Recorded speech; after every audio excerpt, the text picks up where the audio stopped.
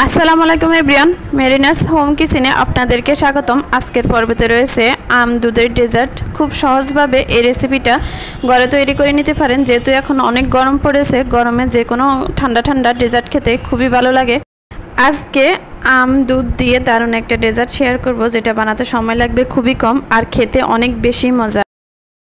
ডেজার্টটা বানানোর জন্য একটা পাত্রের মধ্যে আমি 1/2 লিটার লিকুইড দুধ দিয়ে দিলাম।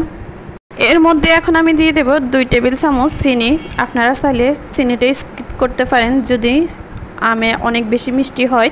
তো আমি এর মধ্যে 2 চা চামচ আগার আগার পাউডার দিয়ে দিলাম আর স্বাদ মতো একটু লবণ দিয়ে সব কিছু ভালো করে মিশিয়ে নিলাম। সব কিছু ভালো করে মিশানোর পরে মাঝারি আঁচে জাল করে আমি দুধটা ফুটে আসার পর্যন্ত অপেক্ষা করব। দুধটা ফুটে আসলে আরও 5 মিনিট জাল করে নেব। তো ডেজার্টটা বানানোর জন্য দুধের মিশ্রণটা সম্পূর্ণভাবে রেডি হয়ে গেছে। যে বাটিতে ডেজার্টটা সেট করব, গরম থাকা অবস্থায় দুধগুলো ওই বাটিতে ঢেলে নিতে হবে। তো আমি এখানে একটা কেকের মোল্ড নিয়েছি। মোল্ডের মধ্যে গরম থাকা অবস্থায় দুধগুলো ঢেলে নিচ্ছি আর কিছুক্ষণ অপেক্ষা করব একটু ঠান্ডা হওয়ার জন্য। এখানে আমি 2টা আম ছুলে কিউব করে কেটে নিয়েছি আর আমগুলো এই দুধের মিশ্রণের মধ্যে দিয়ে দেব।